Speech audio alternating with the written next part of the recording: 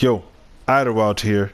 I've done a little bit more digging into the out of position players, and I think I've come up with a pretty solid top 5 list. So what I'm going to do is I'm going to list the top 5 out of position players that I think in this program. I'm going to rank them from 5 to 1, and we're going to take in account of how they're going to perform on the field, if they're able to be used fully at whatever the position is, if they can do everything that position requires of them, and we're also going to factor into price. We will not include the Bo Jackson out of position players because those players are crazy OP, especially the running back and the cornerback and all of those guys. He has a 91 zone, so we're not going to include those pieces. We're going to start off with some honorable mentions. We have 3 honorable mentions before we get to the real top 5, and at the bottom of the honorable mentions is the punter Brady. And you guys probably know exactly why I put him in here, simply because he's able to actually throw the ball. 80 kick power isn't too bad either, so he isn't completely unusable as a punter, but the fact that he will be able to throw very accurate fake punts is probably going to, it's not going to be something you're going to use every single punt or every single kick or whatever you need to do as your thrower, but the fact that he can do it, you can probably put him in as your holder in kickoffs. He's going to be able to do it 1 to twice a game if you're really going to try it, if you're in the right position. 87 throw short, 82 throw power isn't the best, but he is definitely useful at what you would need him to do. Now, the second in the honorable mentions when it comes to these out of position players is the fullback Jerome Bettis. Now, he's a full out of position boss. He's a full OOP boss. But and I'll show you why he's in the honorable mention. He's just outside the top 5. He is a fantastic runner, a fantastic fullback who can run the ball. 86 speed is decent for a fullback, 92 carrying, 92 stiff arm, and 93 trucking. Where he falls short and where I take him outside of the top 5 is that he can't catch that well. You can see with the 71 catching, and he can't run block that well. So I think you'd have to fiddle with your line too much, or your line up too much to put him in the right position, and when he gets in the game, it's kind of obvious what he's going to do. Either he's going to run the ball or he's going to run the ball. That's why I have him outside. He's a solid runner though, as well as fullback dives all day. Just truck with him and he'll be fine. Now, rounding out the honorable mentions, this is the last one.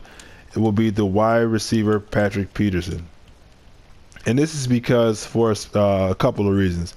It's really mainly only, I think it's 3 reasons why. He's fast, 91 speed.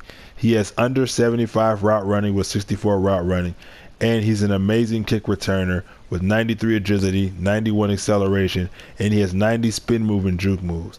Now, why is that 64 route running important, and why is it a bonus for Patrick Peterson? Because wide receivers with under 75 route running force 91 zone defenders to react differently. They don't react as fast to those with less than 75 route running. So Patrick Peterson will actually be able to get open, and he has enough speed and elusive moves to get open and break one after the catch. And he's a very solid kick returner, which is what I use him for, a kick returner.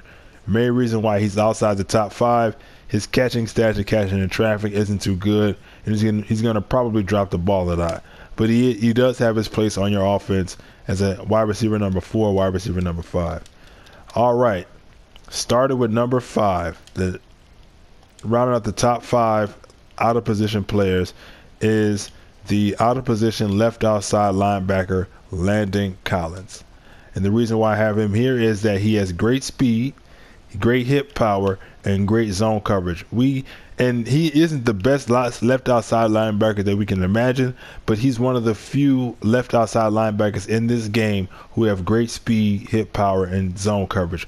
They've been severely lacking on 4-3 left outside linebackers. I literally, you can't find one who isn't a 3-4 left outside linebacker who can actually cover and has good speed. Yeah, Paul Posluszny has 91 zone, but he has 80 speed. And you see here, he has 88. Oh, well, I guess we're going to have to check out the next one. But he has 88 zone coverage, and he has the physical front chem, so you can get him. He has 79 block shed, but you can get him to 81 block shed, 83 if you have motivators, but it isn't that big of a difference.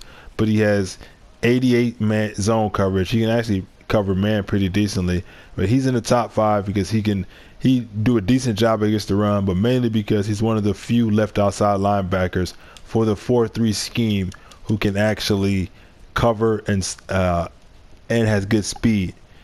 And he's at a decent price as well. Coming in at number 4 is the out of position tight end Dwight Clark. Now, as a tight end and as a general receiver, he isn't all that spectacular.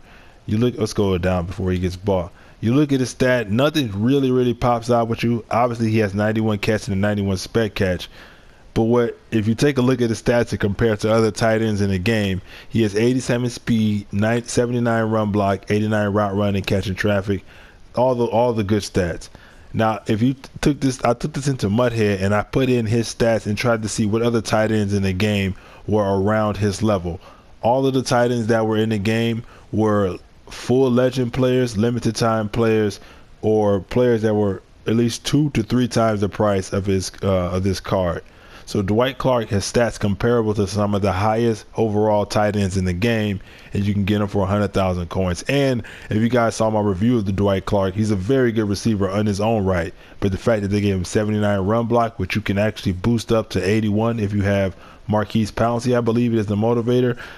You can get him to 81 run block. You can put him at receiver. He'd be a nasty blocking receiver, and he's one of the best receiving tight ends in the game. I feel like he's a very good value if you're looking for a very solid tight end who you can depend on. Now, rounding up the top 3, 2 of these guys are very low overall, and the last one is a pretty decent one. So the number 3, in my opinion, is the out of position strong safety, Keenan Allen. And the main reason is you're going to be able to see pretty soon is the fact that he has 91 zone. He's 6'2", 87 speed, and with 91 zone. He isn't going to do too much for you in the run game. He isn't going to cause fumbles. But neither is Micah Hyde or Deion Sanders, and those are players that people play with all the time. Deion Sanders won't cause fumbles, and neither will Michael Hyde, but people play with him all the time. But Keenan Allen is such a draw to me is because he's 6'2", he's got good speed for a strong safety. 87 speed isn't the fastest, but we know that speed doesn't matter as much this year, so he's going to be able to do the job with the 91 zone, and he has great catching stats. 87 catching, his jumping is 89, and what is his catching traffic? I might have to go all the way down to see his catching traffic. And his block shedding is bad. Obviously, he's not that good against the run. 86 catching traffic. The route running doesn't really matter as much. But the fact that he's tall, good speed, good 91 zone, and you can get a 91 zone strong safety for less than 40,000 coins. Unless you really have, now obviously he's mainly beneficial in cover 2 and cover 4 schemes, because in the cover 3, if he's down in the box, he won't do much for you. He's out, he can play. He's not going to be he's not going to get pancaked and ran over every single time like Deion Sanders. He can play. 66 tackling isn't the best, but it's not completely get ran over every single play. He's just near the bottom when it comes to run stuffing. But he's not the only player like that, and he's not the only player that people play with. So he's my number 3. Number 2 is the free safety Julio, for pretty much the same reasons for Keenan Allen, but he's better. He's taller with 1 inch taller. He's faster with 4 speed faster, and is a little bit better at tackling. It's only +2 or whatever in tackling, but it is an improvement. 91 speed, 91 zone, 6'3", and he has great catching stats. 91 agility, so he's going to be able to break and change direction. He has 90 catching, which is amazing. 92 jumping, and his catching traffic, he actually has decent moves after the catch as well. Juke move is decent. Spin move is decent.